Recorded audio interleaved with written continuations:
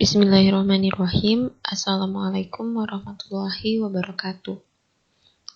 Perkenalkan, nama saya Badriah Hasanah, mahasiswi STAI Al-Hamidiyah, Program Studi Pendidikan Agama Islam kelas 7B.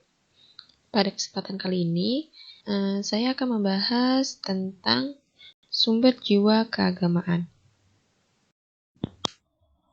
Pembahasan yang akan saya bahas pada kesempatan kali ini yaitu yang pertama ada teori tentang sumber kejiwaan agama, pengertian para ahli tentang teori monistik, pengertian para ahli tentang teori fakulti, dan sumber kejiwaan agama dalam pandangan Islam. Fitrah manusia adalah menyembah dan mengabdikan dirinya kepada Tuhan Yang Maha Esa sebagai zat yang memiliki kekuasaan tertinggi. Lalu muncul sebuah pertanyaan, apakah yang menjadi sumber pokok yang mendasari timbulnya keinginan untuk mengabdikan diri kepada Tuhan itu? Atau lebih singkatnya, apa yang menjadi sumber kejiwaan agama itu? Agama tampaknya memang tidak dapat dipisahkan dari kehidupan manusia. Pengingkaran manusia terhadap agama dipengaruhi oleh faktor-faktor tertentu, baik yang disebabkan oleh kepribadian maupun dari lingkungannya. Namun, untuk menutupi atau meniadakan sama sekali dorongan dan rasa keagamaan tampaknya sulit dilakukan. Manusia memilih unsur batin yang cenderung mendorongnya untuk tunduk kepada zat yang gaib. Ketundukan ini merupakan bagian dari faktor manusia yang dalam psikologi kepribadian dinamakan pribadi atau self, ataupun batin nurani, conscience of man atau fitrah. Menurut pendapat Freud, tokoh psikoanalisa, kesadaran beragama muncul karena rasa ketidakberdayaan manusia menghadapi bencana atau berbagai kesulitan dalam hidup. Sedangkan manusia munculnya kesadaran beragama karena didorong oleh rangsangan hukuman atau adanya siksaan seperti neraka dan hadiahnya adalah surga. Dan menurut Abraham Maslow, tokoh humanistik, kesadaran beragama terjadi karena adanya dorongan untuk memenuhi kebutuhan-kebutuhan yang tersusun secara hierarkis, di mana puncak dari kebutuhan tersebut adalah aktualisasi diri yang menyebabkan manusia menyatu dengan kekuatan transendental. Yang selanjutnya, teori tentang sumber kejiwaan agama. Yang pertama, teori monistik, monu, yang artinya satu.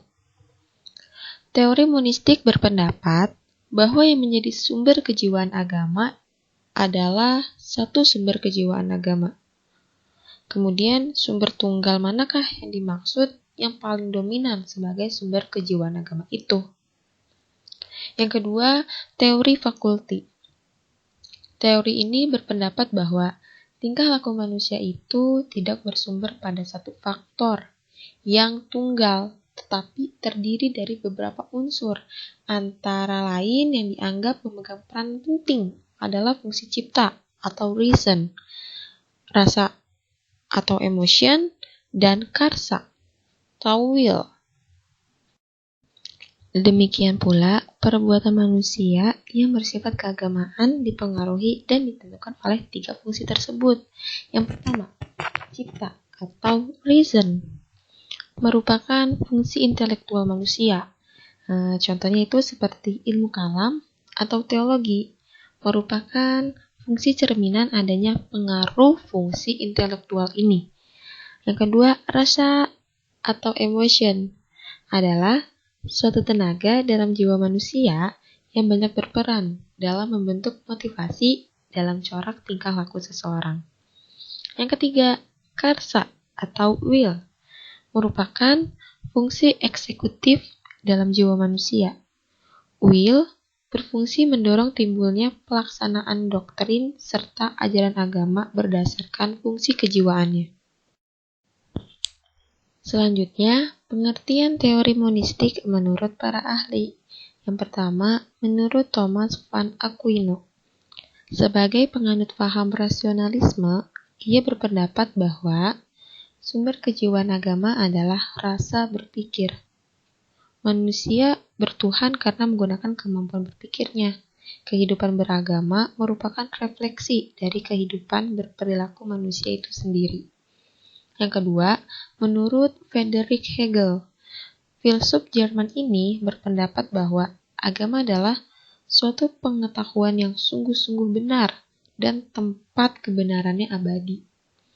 Maka dari itu, agama semata-mata merupakan hal atau persoalan yang berhubungan dengan akal dan pikiran.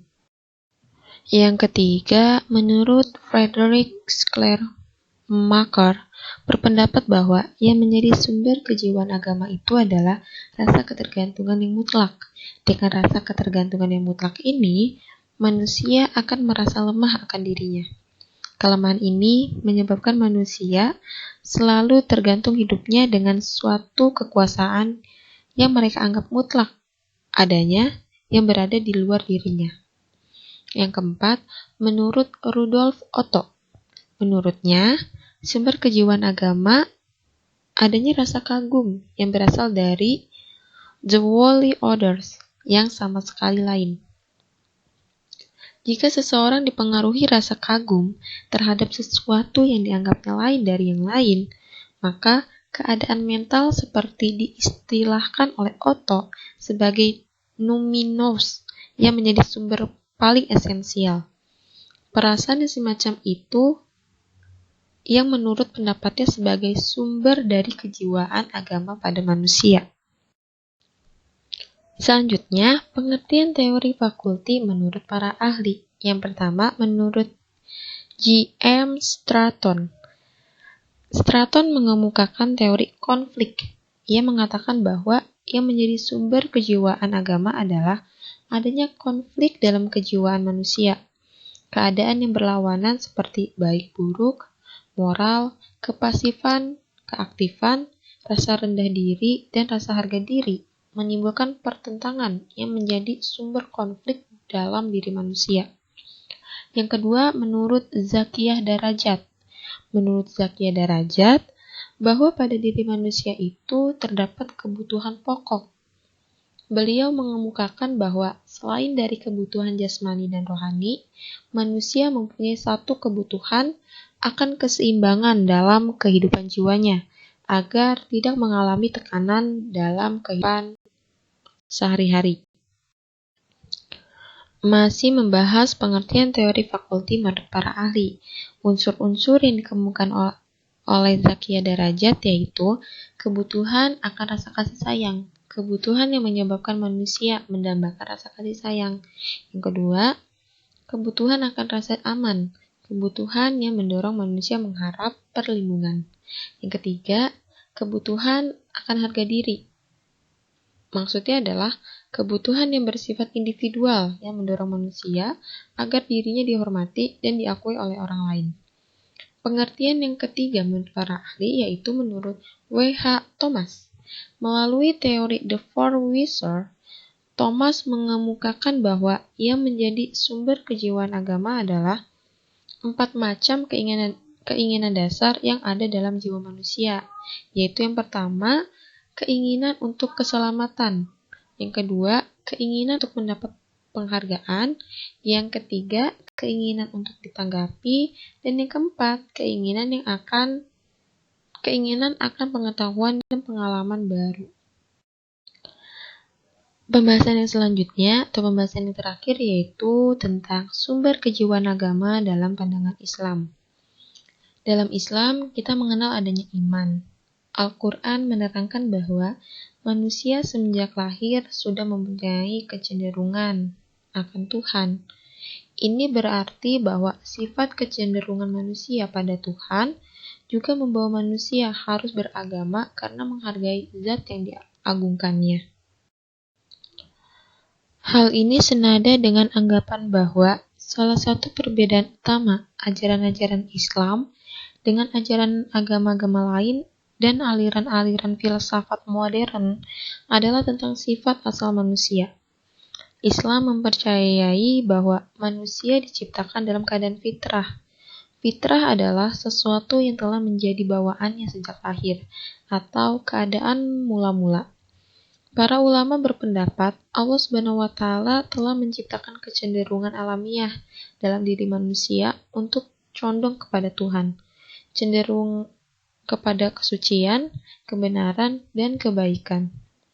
Hal-hal yang positif dan konstruktif, seperti telah Allah jelaskan dalam surat Ar-Rum ayat 30, yang artinya, maka hadapkanlah wajahmu dengan lurus kepada agama Allah. Tetaplah atas fitrah Allah yang telah menciptakan manusia menurut fitrah itu. Tidak ada perubahan pada fitrah Allah. Itulah agama yang lurus. Tetapi kebanyakan manusia tidak mengetahui. Quran Surat Ar-Rum ayat 30.